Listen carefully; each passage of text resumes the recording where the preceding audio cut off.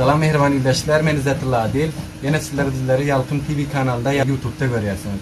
Hava mehriban izleyiciler, bugün hem bugünkü programda bir Türkmen hünermendimiz, sazandamız, Şaymerdam Kul ağamız Amfaydan buların gıcakçı bolýar. Ellerinde gıcakları görüyorsunuz.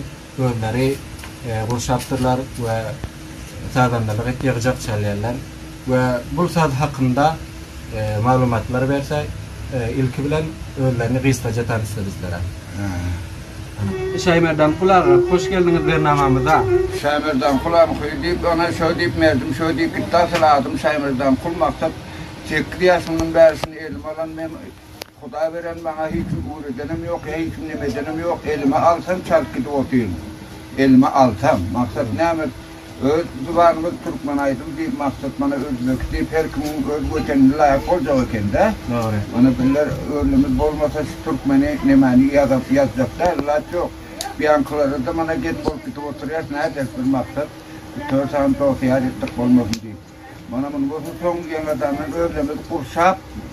Dahi bu näme bolýar? Bunun asıl adı näme Türkmen dilinde? Bunun asıl adı Türkmen dilinde bana bunu tutup gıcak deyip söylüyor. Bular yanının hem divar bul nemesi bul. Kemança diyem bana. Kemança. Hava. Hop. Bunu son gözümüz kurşadınız menge bazarlarda tapılýar men bu şekilde. Bazarda tapılan yok, satıp diyorum adı yok özüm kurşuya. Gözümüz kurşadınız. Hava.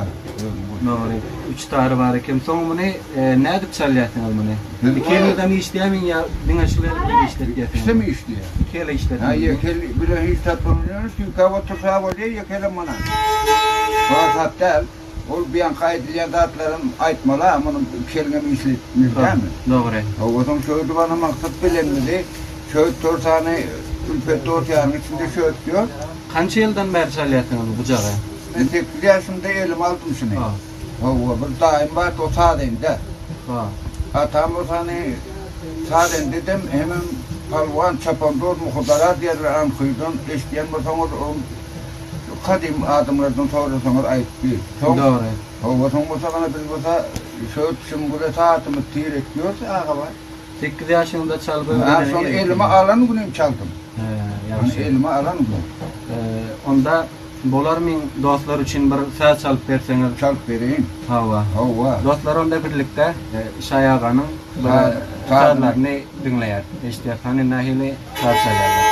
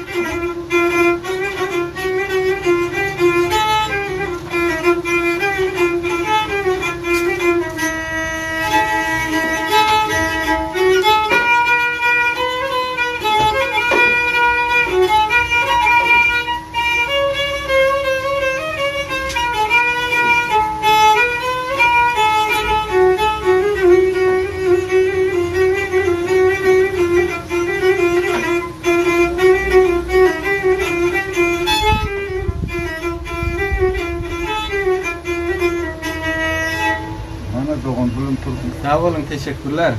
Eline güller bitsin. Diline güller bitsin senin. Sağ olun, teşekkür. Hava mehriban dostlar, görüşünüz ýaly Şaýaga öz elleri bilen gurşan, düzeden gıcaklaryny çalıp billere saz çalıp görkezdiler. Doğrudan hem köp ýakymly sazlar çaldylar. Şaýaga adam uzak ömürler dileýär. Hayatlarında, yaşayışlarında muvaffak bolsunlar, kazançlar, nesipleri bolsun.